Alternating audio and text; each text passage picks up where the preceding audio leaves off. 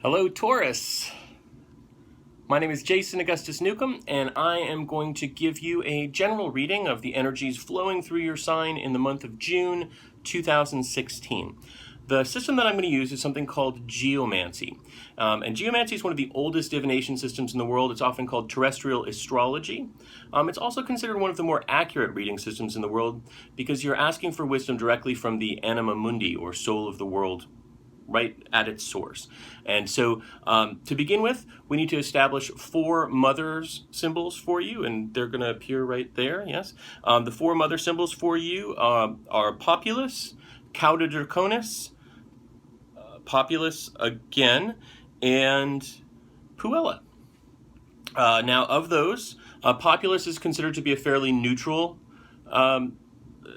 sign, and it's a sign that represents stability, comfort, sort of connection with other people. It's not considered to be a sign of, go get them in action, but it's not considered to be a sign of problems necessarily either. Populus is represented as all of the symbols. When there's one dot, it means that it's active, and when there's two dots, it means that there's passive, and so all of them are passive. So basically, it's a sign of things just sort of hanging out and being rather relaxed for you this month in a lot of ways. Now there's other energies flowing through here as well. So the four mother letters, they generate, not letters, excuse me, the four mother symbols generate four daughter symbols, and those generate four niece symbols, and then two witnesses and a judge. And those are all the symbols of your geomancy reading for this month. Now, the second of the mothers is Cauda Draconis. Now, Cauda Draconis, it represents, I'm covering it up a little bit, it represents endings. It represents things coming to their conclusion. It represents, it can represent problems and struggles as well. And so this is definitely something to be a little bit aware of. It's considered to be a somewhat neutral symbol, but leaning a little bit towards the negative. Then we see the second Populus. And that's this is, well, I'll get into that. I'll get into the horoscope part, and then we see Puella, which is actually considered to be a very positive sign. It's considered to be purity, harmony, relationships with people that are happy and nurturing and friendly. So while there is a certain amount of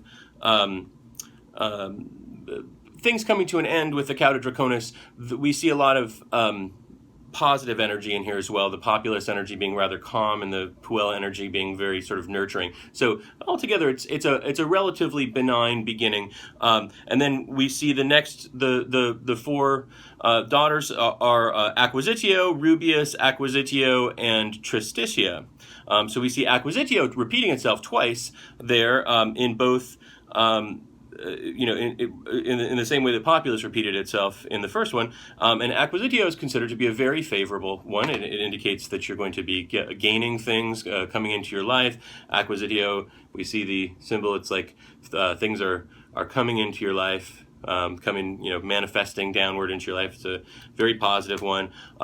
Rubius, on the other hand, is considered to be it's kind of a high energy one. It represents passion, aggression, intensity, and it can be a little bit negative, or it can just be, with all this Acquisitio energy around it, it could actually be fairly good. We'll get into where it falls in the horoscope in a second. Tristitia, the last of the daughters, that's considered to be a little bit of a sad one. It represents sadness, disappointment, things not working out quite the way we want them to.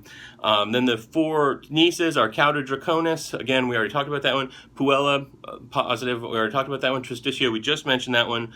And Rubius, which we also already mentioned. So you've got a number of repeating energies in here, and if we switch this now to the horoscope view, we can see how this actually plays out in the different houses of the horoscope. So first of all, we see Populus is in the first house, which represents the self. So in your own energy is, as I said, going to be a little bit on the passive side, a little bit on the sort of homemaking side, the containing side, and that makes sense. The sun is in Cancer, or is moving into Cancer at the end, toward the end of the month, and so it's a time of sort of cultivating, and this is the time of year of kind of keep caring for one's crops as they grow in the world, metaphysically or literally if you are a farmer.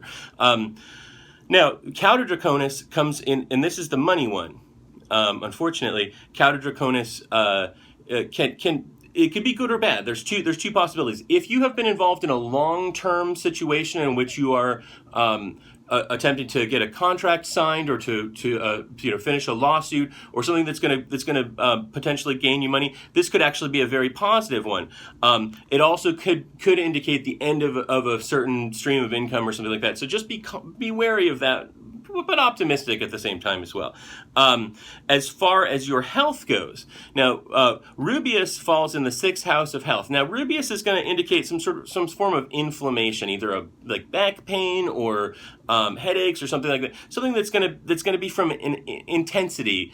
It could also indicate a sort of like a high energy, manic kind of energy as well, which would probably be the most positive thing that you get out of it, unless you have some sort of problem with your balance, in which case you may be a little bit out of balance this month. As far as your goals and your career goes, the 10th house of career, we've got Puella in there, and as I said, Puella means is a very positive symbol, and her energy, Puella means girl, and it indicates connection and sort of feeling harmonious in one's endeavors. So this would be a great time to begin a project in which you're working closely with another person or something like that, where you're going to have where relationships and sort of feelings and positive energies can be cultivated in a prosperous way together. As far as travels go, it would be a good idea to not go too far. We've got Cauda Draconis sitting in the long journeys house, and so that seems to be something that indicates, unless the journey is to say, attend a graduation, or to go to a funeral of a loved one, in which case the travel can be healing in some way. Other than that, with Cauda Draconis there, travel is not going to be as advised. Short journeys, we have Populus, which could in the 3rd house. I'm sorry, and you can see it there, and that represents sort of a neutral energy. Like I said, it's a sort of an energy of kind of coming together, homey stuff. So I could see family get-togethers, those sorts of things could be a positive thing this month. So the general energy for you, though, I think is positive. There's certainly more positive than negative in this reading, and what I would I would say, enjoy yourself, enjoy the comforts of home, enjoy the comforts of your friends and loved ones, and look toward creating synergy with other people in your career and moving forward with your goals. So that's a general reading. If you want a more personalized reading with me, go ahead and sign up for my email list, my newsletter list, and you will learn how you can receive a totally free, completely personalized mini reading just for you, from me directly to you. And see you next month.